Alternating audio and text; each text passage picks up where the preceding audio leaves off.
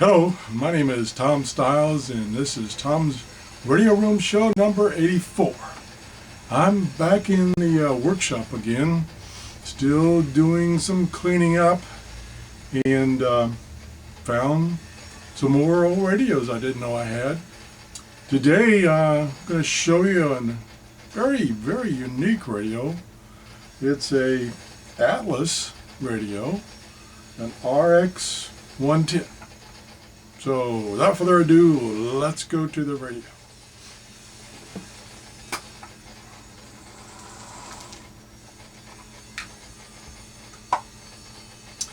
Okay, here's the radio I found in my garage. Again, it's one of those radios that I got at a ham fest and brought it home, put it on the shelf, and then forgot about it because I was working so hard.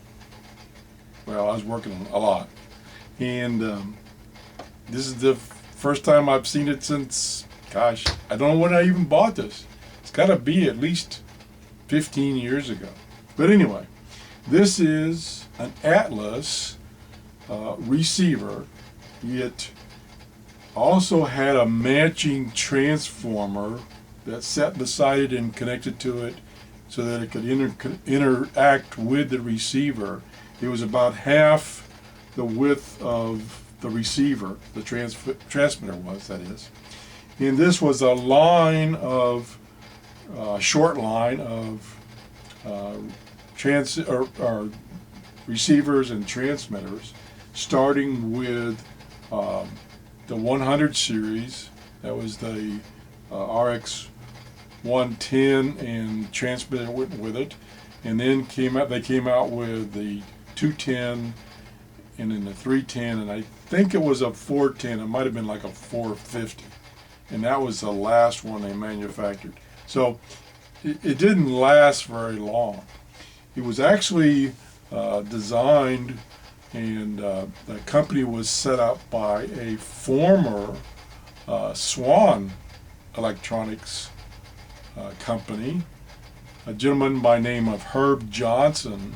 He spun off from Swan and designed his radio himself and had it built, manufactured, and like I say, he sold a series of it. And this was like back in the like 1995 period that these came out. And like I say, they didn't last very long, but they were very good, little, simple, inexpensive radios to get you into amateur radio. And this was an amateur radio in that it only tuned the amateur bands, 80 meters through 10 meters. And lo and behold, I hooked this up and see what it's working.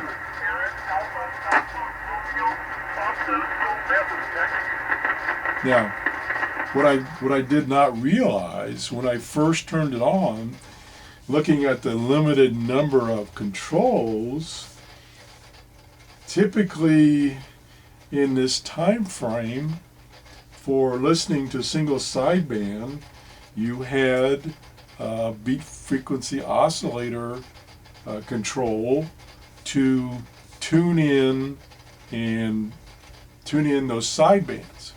Well, turns out, so I thought this was an AM only, and I thought, well, you know, I usually don't listen to AM only when I'm listening to the ham bands. I usually listen to single sideband, so it's not going to be very useful. Well, when I did a little research on the internet to find the manual for this, it turns out it does tune single sideband without a separate BFO. So you just have to fine tune the frequency until it picks up the sideband. So that was a pleasant surprise. The other thing is, I don't know if you can see it very well, I'll put a little more light on it, is the dial here only goes, let me go all the way back to the left here, it goes from 0 on the bottom scale 0 to 500. And the top scale actually gives you a scale for the 10 meter or 28 megahertz frequency. So when you're tuning anything less than 10 meters, you have to take into account that this only goes from 0 to 500. So if you're tuning one of the bands that starts at 0.5, for instance, the 80 meter starts at 3.5, you have to realize it's 3.5 plus this offset of 0 to 500, which actually takes you to 4.0. So it's just something you have to learn, not a big deal. The other bands, which, for instance, at 7 megahertz, it's 7.0 to 7.5. At 14 megahertz, it's 14.0 to 14.5. So you can read that directly off the dial. But I'm amazed that this radio still works fine.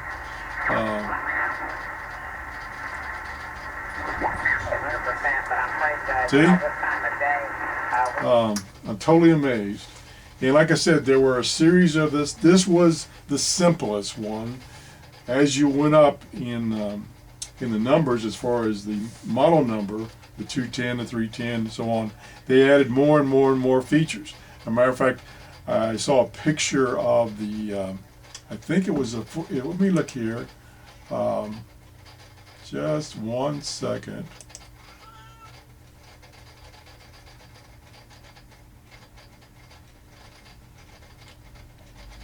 Okay, for instance, the 880, excuse me, the 180, I didn't realize there was a 180. It had a number of dials and controls on it compared to this very simple 110. Give you a band spread, an RF gain, and I think it even had a separate BFO. So I'm totally amazed at the radio.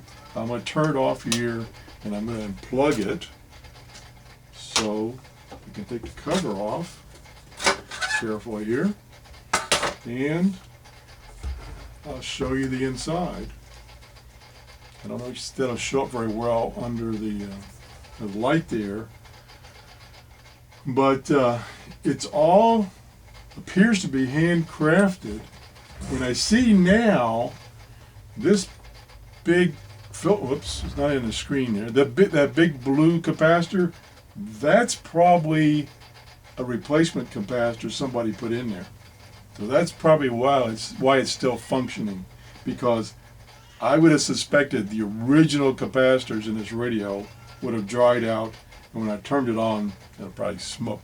So somebody, at least 15 years ago, replaced that capacitor for me. I'm guessing, because I don't, and I'm no electronic amateur radio expert, so I'm just guessing here that blue capacitor wasn't original. But as you can see, it's got quite a bit of electronics in it. And this is the, get over in front of the camera, this is the tuning dial. So it's pretty well made. I don't even know if, yeah, it might be all original, except maybe for that capacitor is my only guess. So anyway, that's my quick review of an Atlas RX-110 that I found in my garage. If you enjoyed this, please give me a thumbs up. I appreciate that. That gives me some indication that I'm presenting things you might be interested in. If you have any comments about this radio, I think this radio is fairly rare in that not a lot of them were built and purchased, plus not a lot of them were kept, so I think a lot of them just got destroyed. But I could be wrong. I could be totally wrong. I did I did a quick search on Amazon to see if there were any available on Amazon or if any had recently sold. When I did a search, and that was last week, I'm just getting around to doing this video, I did find one for sale. The bid was up to $180. I did not see anything in the completed auctions, meaning the previous auctions where one had sold. So pretty rare. So anyway, that's the show for today. Thanks for watching. And Merry Christmas. Happy holidays. Bye-bye.